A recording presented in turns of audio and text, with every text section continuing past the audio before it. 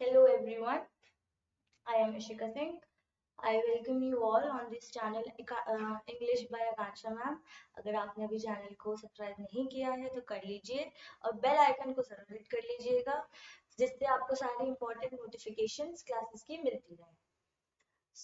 हम ये एक सीरीज शुरू कर रहे हैं जीके सुपर 20 जिसमें मैं जीके के क्वेश्चंस बताऊंगी। हम स्टैटिक जीके से शुरू कर रहे हैं और ये कुछ क्वेश्चंस हैं जो कि इम्पोर्टेंट है डिफेंस और एसएससी एस्पायरेंट्स के लिए।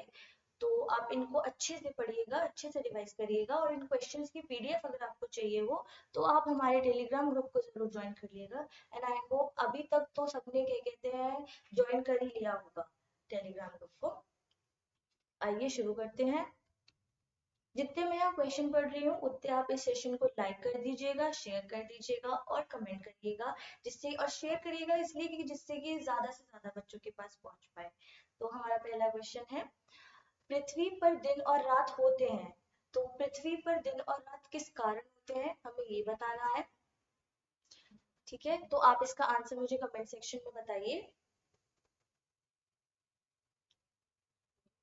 इसका आंसर है ए, दैनिक गति के कारण होते हैं। पृथ्वी डेली रोटेट करती है थोड़ा थोड़ा, तो इसलिए दिन और रात होती है। ठीक है, आइए दूसरा क्वेश्चन देखते हैं। दूसरा क्वेश्चन है, सबसे बड़ा ग्रह है, सबसे तो हमें इसमें बताना है कि सबसे बड़ा ग्रह कौन सा है। और ये इंपॉर्टेंट क्वेश्चन है, क्या कहते हैं डिफेंस में ये क्वेश्चन बहुत आते हैं ऐसे, तो आप इसको इंपॉर्टेंट मार्क कर लीजिएगा। इसका आंसर है ए, बृहस्पति, दैट इज जुपिटर। आइए नेक्स्ट क्वेश्चन देखते हैं।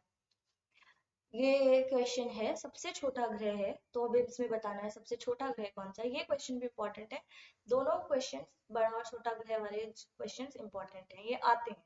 तो इसका आंसर है सी, बुध, दैट इज मरकरी। आइए नेक्स्ट क्वेश्चन देखते हैं। अगुलास धारा किस महासागर से बनती है, तो हमें इसमें बताना है कि किस महासागर से अगुलास धारा शुरू होती है। तो इसका आंसर है बी, हिंद महासागर से होती है। नेक्स्ट क्वेश्चन, पृथ्वी का सबसे भीतर वाला कोर किससे बनता है, तो हमें इसमें बताना है कि अर्थ का जो कोर है उसमें लावा होता है वो किससे बनता है। ये क्वेश्चन भी इंपॉर्टेंट है, इसको आप इंपॉर्टेंट मार्क कर लीजिएगा। वेरी गुड, आप लोग बहुत अच्छे से आंसर कर रहे हैं। तो इसका आंसर है डी, आयरन एंड निकल। नेक्स्ट क्वेश्चन, मैग्नीज का प्रोडक्शन भारत में दूसरे स्थान पर है, तो हमें बताना है इस क्वेश्चन में कि फर्स्ट कंट्री कौन सा है जो ज्यादा मैग्नीज प्रोड्यूस करता है, वो हमको बताना है फर्स्ट पे कौन सा है। तो इसका आंसर है बी, रूसी संघ, दैट इज रशिया फेडरेशन। ठीक है, आइए नेक्स्ट देखते हैं। निम्नलिखित में से कौन सा देश कोयले का सबसे बड़ा उत्पादक है, हमें इसमें बताना है कि कोयला प्रोडक्शन सबसे ज्यादा कहाँ होता है। ये क्वेश्चन भी इंपॉर्टेंट है, ऐसे क्वेश्चन प्रीवियस ईयर्स में आए हैं। तो इसका आंसर है सी, अमेरिका। अमेरिका का में सबसे ज्यादा प्रोडक्शन होता है। ठीक है, आइए नेक्स्ट देखते हैं। तो हमें इसमें बताना है कि इनमें किसको जापान का मैनचेस्टर कहा जाता है। अब इन चारों ऑप्शन में से किसको जापान का मैनचेस्टर कहा जाता है हमें ये बताना है। तो इसका आंसर है ए, ओसाका। ठीक है, आइए नेक्स्ट क्वेश्चन देखते हैं। ये क्वेश्चन है कि भारत के स्वतंत्रता संघर्ष के दौरान डेक्कन एजुकेशनल सोसाइटी नामक संस्था किसने स्थापना की थी, इसकी स्थापना किसने की थी डेक्कन एजुकेशनल सोसाइटी की। इसके फाउंडर कौन थे जब हम स्वतंत्रता भारत की लड़ाई लड़ रहे थे। तो इसका आंसर है सी, बाल गंगाधर तिलक। उन्होंने इसकी स्थापना की थी डेक्कन एजुकेशनल सोसाइटी की। आइए नेक्स्ट देखते हैं। ये क्वेश्चन है कि 1857 का जो प्रोटेस्ट चल रहा था उस टाइम पे भारत के गवर्नर जनरल कौन थे। गवर्नर जनरल ऑफ इंडिया 1857 के प्रोटेस्ट के टाइम पे कौन थे, जल्दी बताइए गाइस, इसका आंसर तो पता होना चाहिए। तो इम्पोर्टेंट क्वेश्चन है, इसका आंसर है A, Lord Canning. Next question, Bharat भारतीयों के लिए नारा किस संस्था ने दिया था, हमें ये बताना है कि किस संस्था ने भारत भारतीयों के लिए नारा दिया था। तो इसका आंसर है बी, आर्य समाज ने भारत भारतीयों के लिए नारा दिया था। नेक्स्ट क्वेश्चन, विंध्याचल और सतपुड़ा पहाड़ियों के बीच से होकर बहने वाली नदी कौन सी है? अभी नहीं, हमें इन चारों ऑप्शंस में से बताना है कि कौन सी नदी विंध्याचल और सतपुड़ा पहाड़ियों के बीच में से निकलती है। ये क्वेश्चन आया हुआ है, इजी क्वेश्चन है, जल्दी बताइए। तो इसका आंसर है ए, नर्मदा रिवर। नेक्स्ट क्वेश्चन देखते हैं। ये क्वेश्चन गाइस बहुत इंपॉर्टेंट है, ये आप अच्छे से याद कर लीजिएगा कि इन्वेस्टर प्रोटेक्शन फंड किस संस्था ने स्थापित किया है? इन्वेस्टर प्रोटेक्शन फंड किस संस्था ने स्थापित किया है? तो इसका आंसर है C, SEBI, that is security and economic board of India. SEBI के बारे में थोड़ा पढ़ के जाइएगा जब आप एग्जाम देने जाएंगे, ठीक है, इससे क्वेश्चंस आ जाते हैं और बैंक के लिए बहुत इंपॉर्टेंट है। नेक्स्ट क्वेश्चन देखते हैं। कूड़ापुर एवं करवार कच्छ वनस्पति स्थान कहाँ स्थित है? तो हमें बताना है कि इन चारों में से किस राज्य में ये स्थान स्थित है। फ्लोरा एरिया है ये, तो इसका आंसर है बी, कर्नाटक राज्य में स्थित है। ये क्वेश्चन भी इम्पोर्टेंट है, हम आपको यहाँ पे इम्पोर्टेंट क्वेश्चन भी करवाएंगे।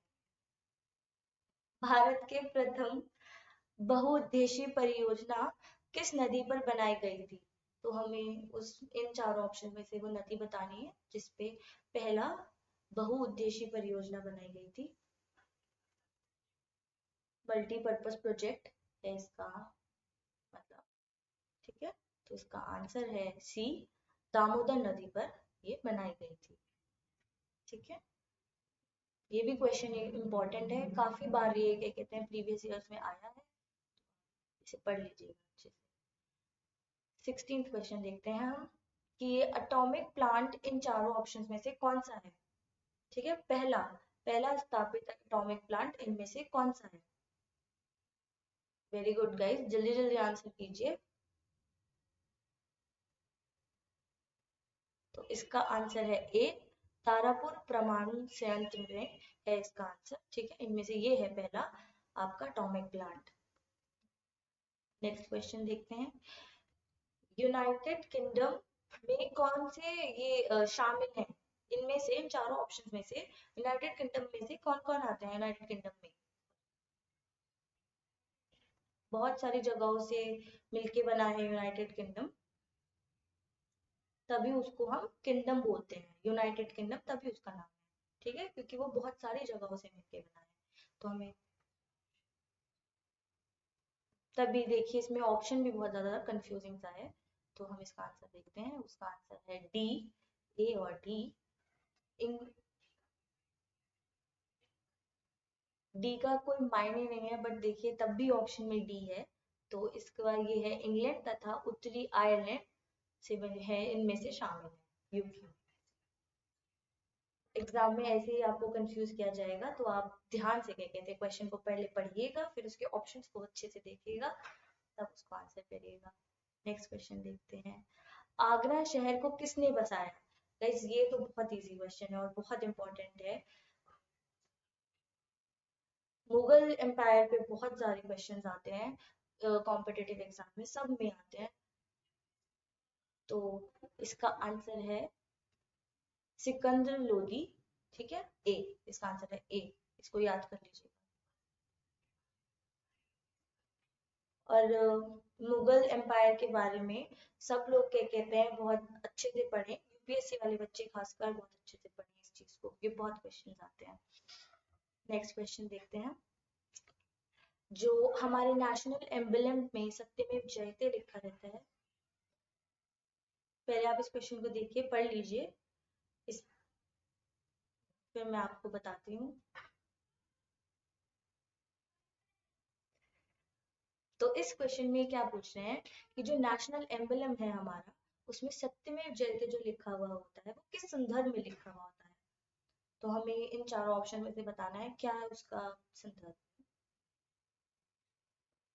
जल्दी बताइए गाइस, थोड़ा डिफिकल्ट क्वेश्चन है ये, बट आई नो आप लोगों को इसका आंसर पता होगा। ये इंपॉर्टेंट क्वेश्चन है। और इसका आंसर है सी, मुद्गोपनिषद। ठीक है, इसको आप जरूर से याद कर लीजिएगा। थोड़ा सा क्या कहते हैं मुश्किल है, बट ठीक है, हो जाएगा। नेक्स्ट क्वेश्चन है, ये लास्ट क्वेश्चन है इसका सेशन का। अशोका के शिलालेखों की लिपि क्या है? तो हमें इसमें लिपि बतानी है अशोका के शिलालेखों की। गाइस ये क्वेश्चन भी बहुत इंपॉर्टेंट है। हम लोग सारे क्वेश्चंस बहुत देख के एकदम पढ़ के इंपॉर्टेंट क्वेश्चंस आपके लिए लेके आए हैं जो प्रीवियस ईयर में पूछे जाते हैं।